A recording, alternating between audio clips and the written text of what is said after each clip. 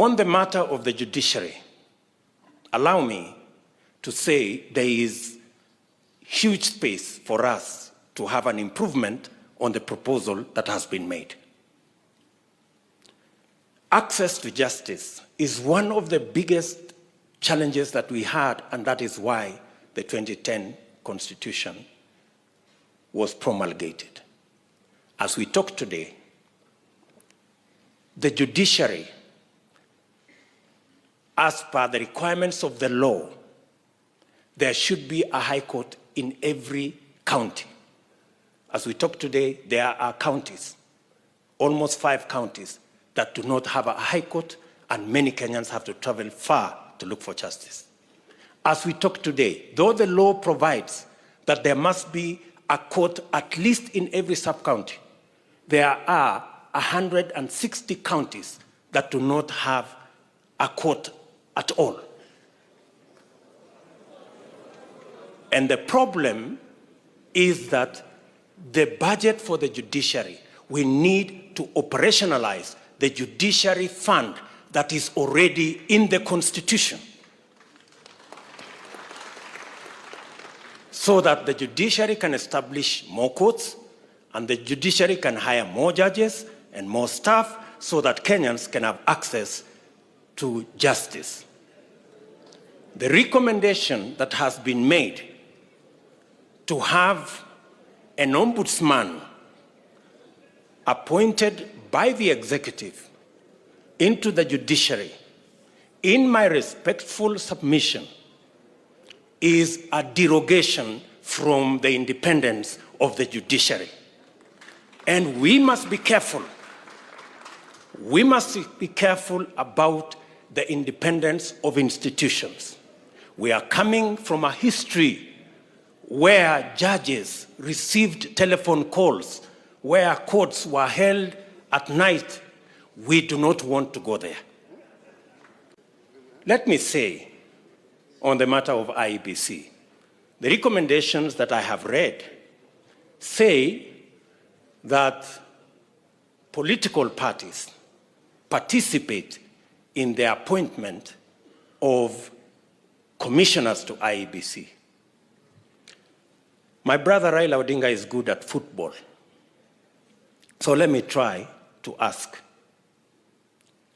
how fair will be a league where the referee is appointed by teams? And not all the teams, some teams. How fair will this league be? If you persuade me that you will end up with a fair game, fine. That's what I'm saying. So if you tell me it is okay for some players, for some teams, not all the teams participating, to appoint the referee, if that's what we are saying, I have my reservations. And I need to be persuaded, like many other Kenyans, that that is fair. On the third issue, you have heard me, I have heard you. And I think that is good progress. It's good progress. You've heard me, and I have heard you. You think it's fair? I have a different opinion. Maybe we will find a meeting ground somewhere. We do not have the luxury to say, I don't care. We do not have the luxury to walk away. In any case, it is said that the punishment given to good people who don't participate in the politics and governance of their country, the punishment given to them is to be ruled by fools. I don't think any one of us here wants to be ruled by fools. That's why we must participate in this process. And it's our civic duty to do so. And that we must strive progressively to have a negotiated constitutional settlement, or to arrive at a place where we are all working together, building consensus. And I share fully with those sentiments. Your Excellency, you have persuaded us that this is a moment to look at our Constitution and to find progressive amendments to our Constitution. There are those who believe, yes, it's a constitutional moment, but to progressively implement the 2010 Constitution. Civil society and others think so. There are those who believe that maybe this is a moment to discuss the ravages of COVID and the reality of our economic status, especially the majority, 40% odd people of our country who live below the poverty line, and the 16 million or so young people who are unemployed. All this, Your Excellency, as you have said, and as the former Prime Minister has said here, this is a process where we can bring all our views together and listen to one another. The third issue, Your Excellency, is the independence of our police force. The 2010 Constitution was very clear that the police must act independently of any politicians, whether they are in government or in the opposition. To recommend that we will have a police council chaired by a CS is actually a derogation from the independence of the police. And I want to ask you, we must be careful on where we are going. Today, you may have the latitude to do what you think will be right as per you. Tomorrow, the shoe will be on the other leg. The real elephant in this whole conversation is what was identified as the winner-take-all and the inclusivity question. Now, Professor Adam Solo, I have confessed I'm a scientist and I'm a bit slow. I want you to explain to me in this proposal. You have said that in this proposal, we will have the president with his running mate, deputy president. They will win, or we have candidates, they will win an election, and then the president will appoint the prime minister and the two deputies from the winning coalition. And then we will have the runner-up being the leader of opposition. Now, no problem, it doesn't matter who it is. I have no problem. You know, let us not personalize, there is no problem. Now, the question I am asking myself,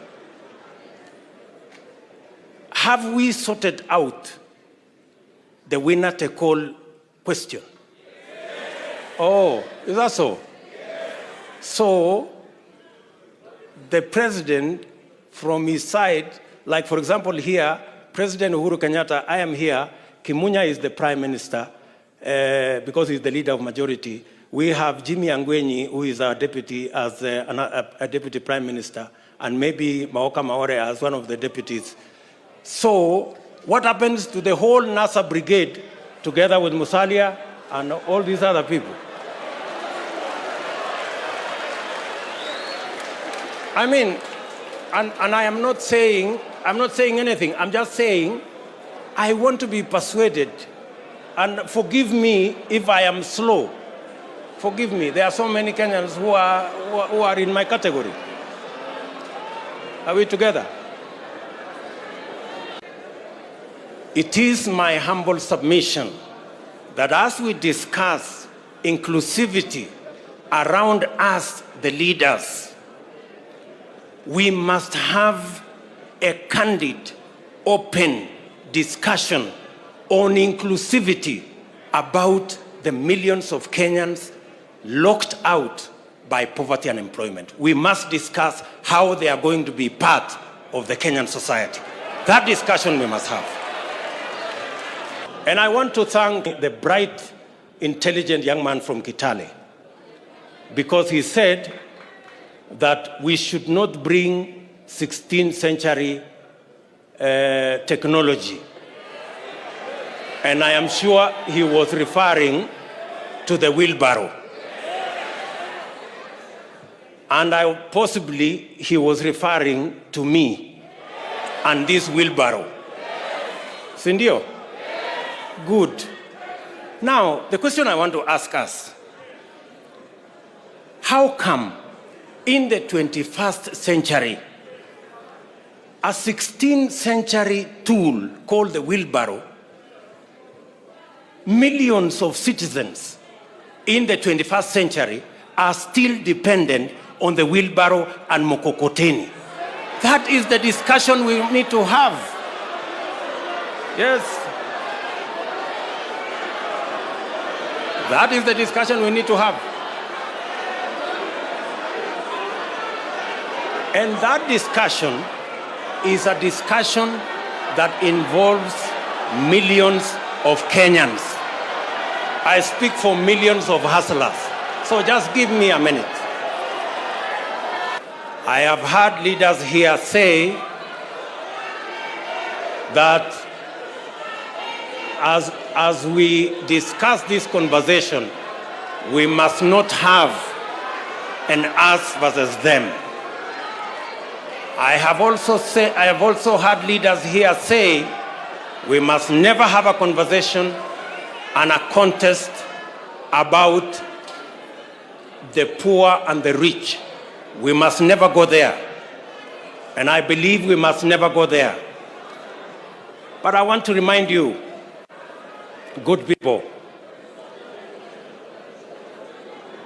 Abraham Lincoln, the 17th President of the United States of America, said, "Things may come to those who wait, but only things left by those who hustle." That is Abraham Lincoln. He was never talking about the rich and the poor. He was talking about the people who wake up early, the people who sleep late, the people who work hard, and that is the society we need to build. The single most important sector that drives our economy, contributing 25% directly to our GDP, and through manufacturing another 24%, and which employs almost 65% of all people in Kenya, is the agricultural sector. I dare say, Your Excellency, that this is an area that, again, we must find a mechanism of having a conversation, especially the farming community, and matters to do with productivity, matters to do with proposals that were made on guaranteed minimum returns for our farmers, our wheat farmers, our sugarcane farmers, our coffee farmers, our tea farmers, our dairy sector, the pastoralist corner. Your Excellency, it is my humble submission that that is an area that we can improve this document on. On matters to do with devolution, I agree that the increase to 35% is progressive, and that we must devolve more resources to counties. But accompanying the increase of resources to 35%, we must also ensure that the Senate has the necessary constitutional power to ensure that those resources are available and they are used properly. To recommend that the Senate cannot continue to have the constitutional mandate to discuss the division of revenue is actually a downgrade of the Senate. In my respectful submission, with additional resources and with some members of parliament now being members of the executive because of the appointment of some members of parliament as members of the executive. In fact, the recommendation should not be a downgrade of the Senate, it should be an upgrade of the Senate to the upper house. And in any case, so that I conclude, in any case, we are now saying women and the participation of women in our governance doesn't make us weaker, it makes us stronger. It doesn't make us lesser, it makes us greater. If we are saying in the proposal that women now go to the Senate, and you are saying that when women go to the Senate, they are going to a Senate which has been downgraded, which has no responsibility on matters of resource allocation. Are you enhancing the participation of women, or are you downgrading the participation of women? I mean, we are having a frank and honest conversation, good people, and it's good for us to listen to one another. So if we are saying women who today are sitting in the National Assembly, where resources are being discussed, if we take them from the forum where resources are being discussed and take them to a downgraded Senate, we are making the participation of women nominal. The participation of women should be substantive, in my respectful submission.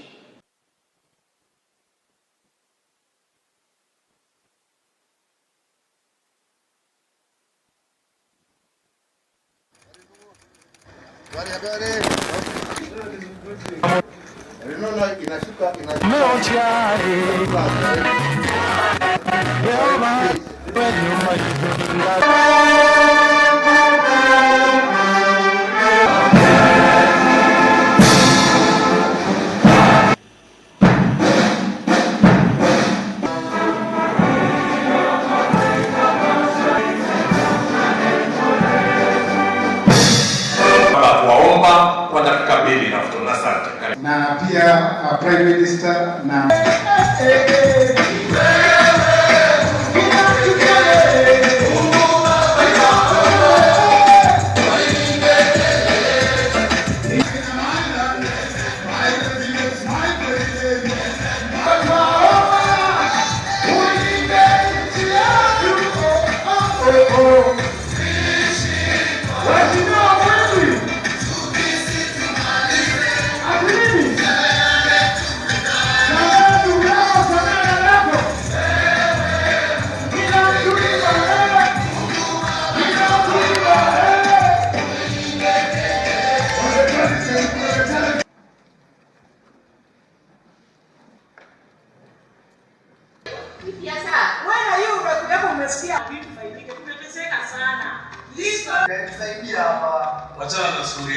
Jisome. BBI report. Jisome.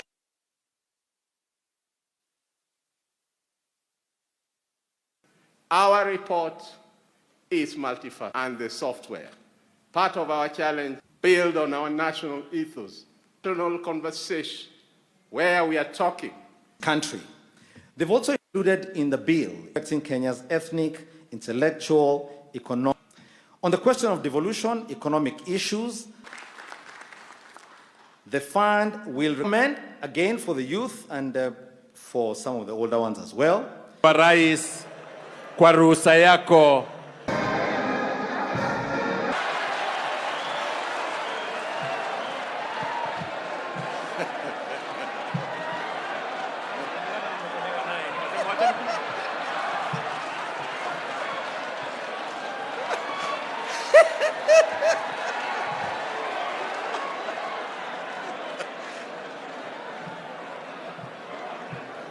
Tunasema mosmos, tutafika tu.